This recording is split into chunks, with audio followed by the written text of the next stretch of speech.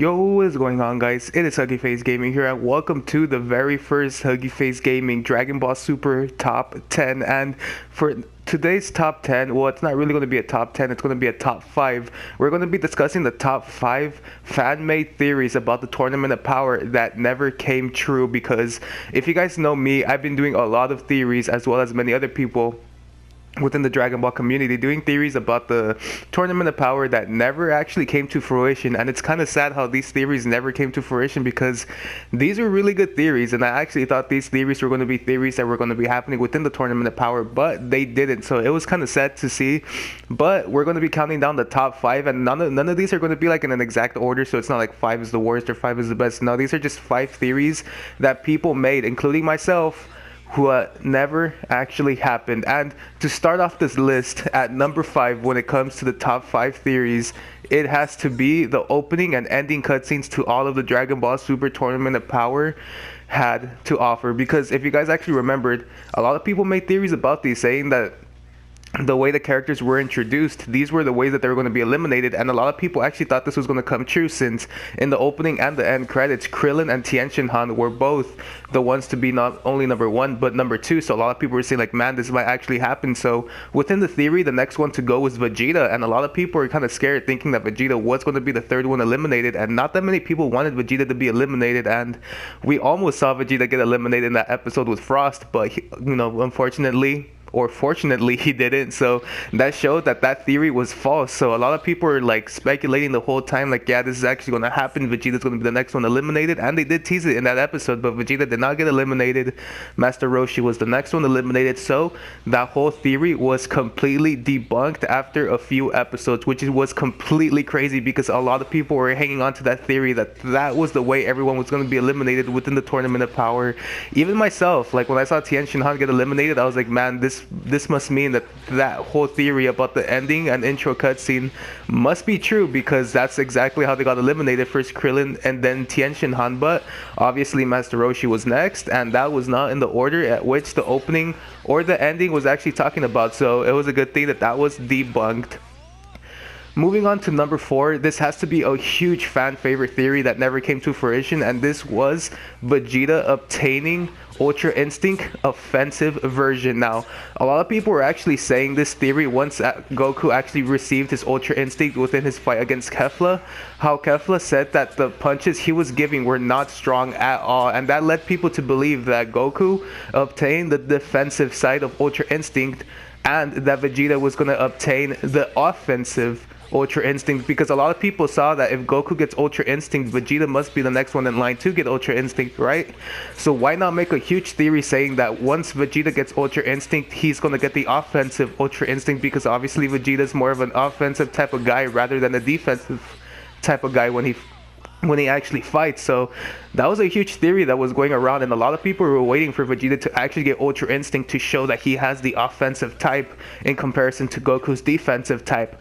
But obviously within the series, as we saw, he didn't get Ultra Instinct. He got what was called Perfected Super Saiyan Blue, or Limit Breaker as many people are actually calling it now. He obtained that form, and he even said himself that Goku could keep Ultra Instinct. Vegeta's going to find his own way to surpass that of Ultra Instinct, that being the Limit Breaker technique that he actually used against Jiren and against Toppo and against any foe that actually came up with that power. So that was another huge theory that was debunked, and that one comes in at number 4. Now, this one at number 3 also has to do with Vegeta, and that is the fact of Vegeta coming back to Dragon Ball Super in the Tournament of Power. And a lot of people, including myself, have made videos about this topic, because we all thought that Vegeta was going to be coming back ever since they introduced the whole aspect of the Potara earrings being able to be used within the Tournament of Power. Like, if Kefla was a fusion with the Potara earrings, we all thought that we're going to see Vegeta versus Jiren, and even myself, I highly wanted to see a Vegeta versus Jiren fight. But obviously within the last episodes that we saw, I mean actually the very last episode that we saw, Vegeta got eliminated. So without Vegeta, they cannot do Vegeta. So that theory was basically debunked just a couple days ago at the latest episode of Dragon Ball Super. And it's kind of sad because so many people were saying that this could have been a great opportunity to see Ultra Instinct Vegito, and a lot of people were even doing, fan art, drawings, some combinations against Jiren versus Vegito that they were really, really nice, and I wish it would have happened in the actual anime, but it didn't, and I felt like that was a huge waste of an opportunity because I know a lot of people are fan favorites of Vegeta because, I mean, believe me, I am a super huge fan of Vegito. Vegeto's like one of my all-time favorite characters within like the Dragon Ball world because I grew up watching the Buu saga before any other saga, so yeah, Vegeta was like one of my huge favorite characters. But seeing how they missed an opportunity by showing these Potara earrings and only letting one person fuse within the Tournament of Power, I felt like they could have done a lot more, and that could have been where Vegeta could have came in and saved the whole thing, but they didn't bring Vegito. Vegeta got eliminated, so that whole theory was debunked. Now, another theory that comes in at, I believe this is number 2 now, has to be about Hit.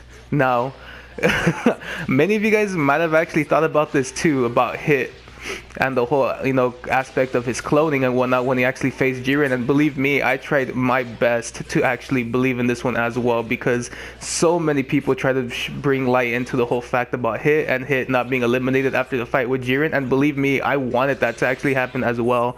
I didn't want Hit to be eliminated, and a lot of people are coming up with that crazy theory about Hit being able to clone himself, so the one that was actually sitting in the bleachers was not Hit, and Hit was somewhere on the stage actually floating around like the real Hit, not the clone. And a lot of people actually saw that between when he was fighting Jiren, because when he was fighting Jiren, he actually managed to make a clone of himself so he wouldn't be hit by Jiren, and a lot of people were saying who's not to say that he cloned himself to actually stay in the ring but not actually be outside. And this even came to fruition because of the fact that the Omni King didn't press his button at all. Like, he literally did not push his button throughout that whole tournament until Universe 6 got erased. Right when Universe 6 got erased, that's when you knew Hit wasn't somewhere on the stage. Hit wasn't really, cloning himself. That was the real Hit on the stage. And not only that, but I also thought that Hit was already eliminated when he actually told Champa that once he knew he couldn't actually hit Jiren with his final blast, it was over. Like, Jiren even admitted that he lost. That was the real Hit. And not a lot of people were believing it. A lot of people were telling me, kidding me with Backlash, saying no, they're just doing that for conflict use. Hit is actually still in the ring, we just don't know it yet. And episode after episode after episode, a lot of people were still saying that Hit was somewhere because they didn't press his button. And I was hoping too, like, I was bringing the hype as well, saying that Hit was not eliminated because of that fact that the Omni King never pressed his button. But at the end, Gohan eliminated the two Namekians and Universe 6 was erased, and right when they got erased, that's when we saw that Hit that was indeed Hit on the stage. There is no clone of Hit anywhere. So that one was debunked really, really quick after like the whole thing. Well, not really quick because it did take some episodes for Universe 6 to be eliminated, but we did see that whole thing about Hit and his clone was false. Now this last one coming in at number 1 for this top 5 theories debunked has to do with Gohan. And I honestly, when I saw that they were bringing back Gohan for this arc, I thought they were going to do something big with Gohan too. And that's where this theory actually comes in, saying that Gohan was going to be one of the last ones with Goku remaining. This also has to do with the whole ending scene as well, but everyone actually thought Gohan was going to do a lot more within this episode, within this Tournament of Power, because it's Gohan. A lot of people really like Gohan's character, including myself. I absolutely love Gohan's character, and this whole time a lot of people thought that this was going to be Gohan's moment to shine, that Gohan was going to get a new form. And so many people were actually doing fan art of I believe it was Gohan with white hair and whatnot, showing that he was going to get a new form within this tournament. And I actually believed it. Not only that, but because the white hair, now we know it's going to be the Mastered Ultra Instinct hair, but at the same time, seeing Gohan with that white hair, saying that it's going to be a new transformation, it had me so hyped for the future of Dragon Ball Super that I was really, really excited to see what Gohan was going to bring to this table in terms of the Tournament of Power. And I mean, I was pretty disappointed, but Gohan did have his time to shine. But at the same time, the theories about Gohan being like the biggest thing within this tournament, like the MVP and whatnot, had me really, really hyped for his character, and I wish they would have done something more with Gohan. But that's going to bring it here, guys. What do you guys think about this top 5? What do you guys actually think about these theories that were debunked? Are some of these theories that you guys actually knew about? The whole thing about the ending actually recreating how the fighters were going to be eliminated, Hit not being actually eliminated himself, it was just a clone, as well as the offensive Ultra Instinct from Vegeta Vegeta coming back, as well as Gohan's new form. Those were the 5 within this list.